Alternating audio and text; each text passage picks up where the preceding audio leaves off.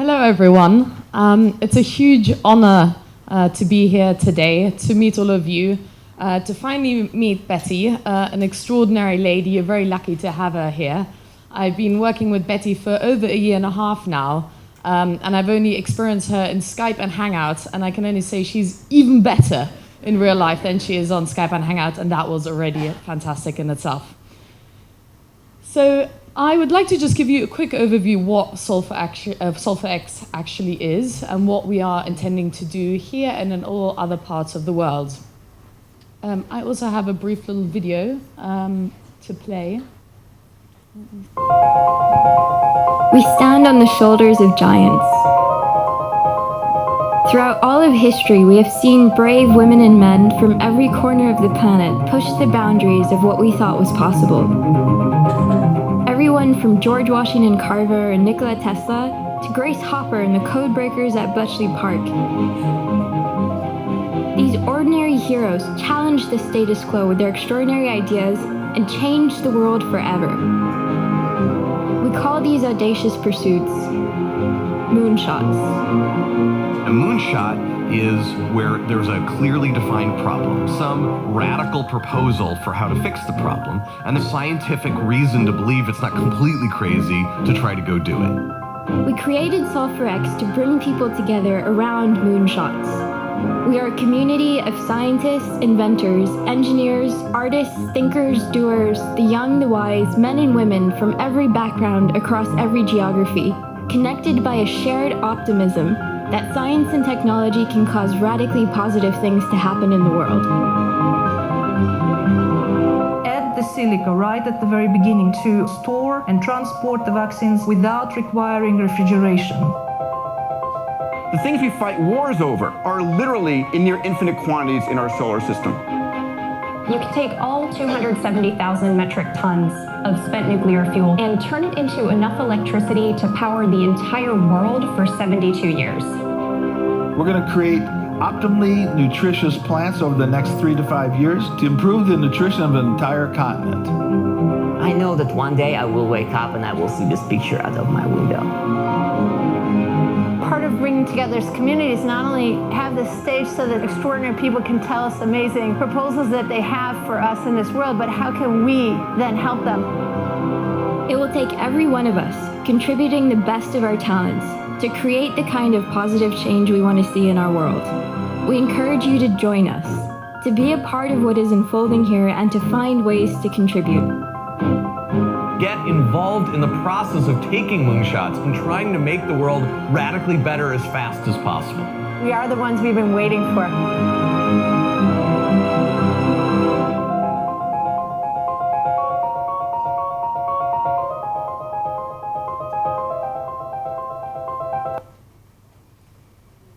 So this is exactly our mission. We are building a community that drives moonshot thinking, that surfaces and accelerates moonshot projects from all around the world. I often think to myself how crazy this is that I have the presumably best job in the world. I get to go to the most amazing countries and places like this university to meet with the smartest and best innovators, inventors, entrepreneurs that are working on things that are really going to change the world in an entirely new way. And so we bring these, once we find these individuals, we bring them together, we create this community on our website, we present their work, we sort of showcase it. I was just over in Europe, I was working with a lady who's building an artificial retina to give people who have lost their eyesight either at birth or during their life, give them their eyesight back. There's Ido, who is working on tiny little, they're called nanobots, which are basically going to be used for non-invasive surgery.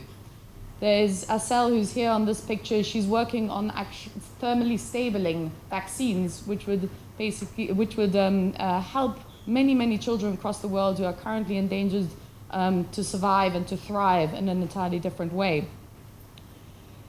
You might ask yourself, why are we doing this? Where does this sort of like desire to help and the desire to support these people come from? And there's a fantastic quote that Larry Page said in 2013 at Google I/O.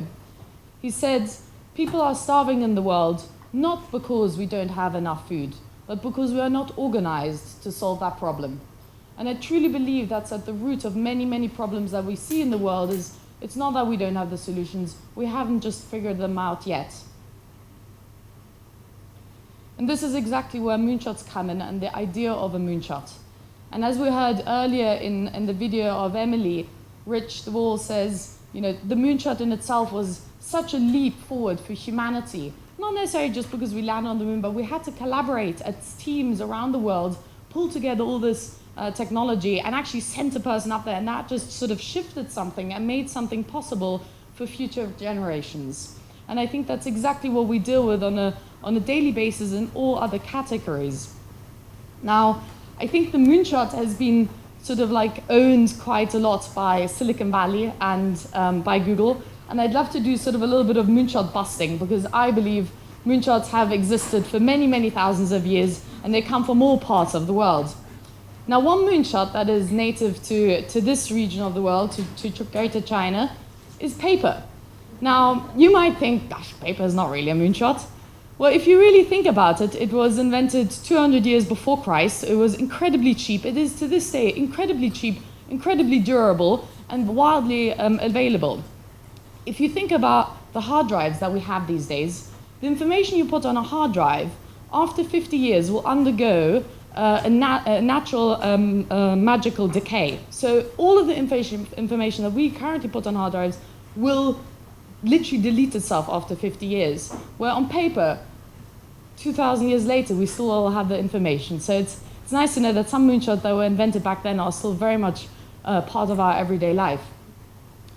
The other thing I get asked very often is around sort of innovation. And everybody's like, oh my God, Georgia, you must see so much. Where's it all happening? Where's it coming from? And especially when you're in Silicon Valley, you're like, oh my God, yeah, there's so much innovation happening here. Like, this is really the epicenter. But then I said, I live in a day and age where I can't be fooled by my own opinion anymore. We have this fantastic thing called data. And data these days will actually show you where things come from. So I spent the weekend crunching a little bit of data, and I came to some rather extraordinary conclusions, which I'll show you here. This is a sheet that I pulled together, which shows you from 2000 to 2013, the patents that have been published in the world by percentages. And you'll see this blue giant over here. Does anybody have any idea which country that might be? That is the United States. We then have the United Kingdom here, the green one. This big chunk over here is South Korea, so still going very strong. We then have Germany, clearly also has always been very strong, but it's coming down. We then have the UK and France. And then we have this country over here. What could it be? Any idea? This is China. And when I saw that, it just blew me away, because China has basically 8 times the amount of patents it publishes every single year in the last 14 years. And I just to make sure that I was not totally crazy, I decided to do the same thing for scientific papers that were published. And we see a very similar curve here. So we often think we all need to be in Silicon Valley to create extraordinary things. And I can tell you, everybody here right now, you're sitting in the most explosive innovation part of the world. Like, you do not want to be anywhere else, because I've got the data to back it up. Like, this is the place to be. And you're sitting in one of the most extraordinary universities, and you have Betty, so there is nothing to stop you now. So I'm really excited to see all these moonshots happen over the next few hours, and I'm so excited to be here. So thank you so much.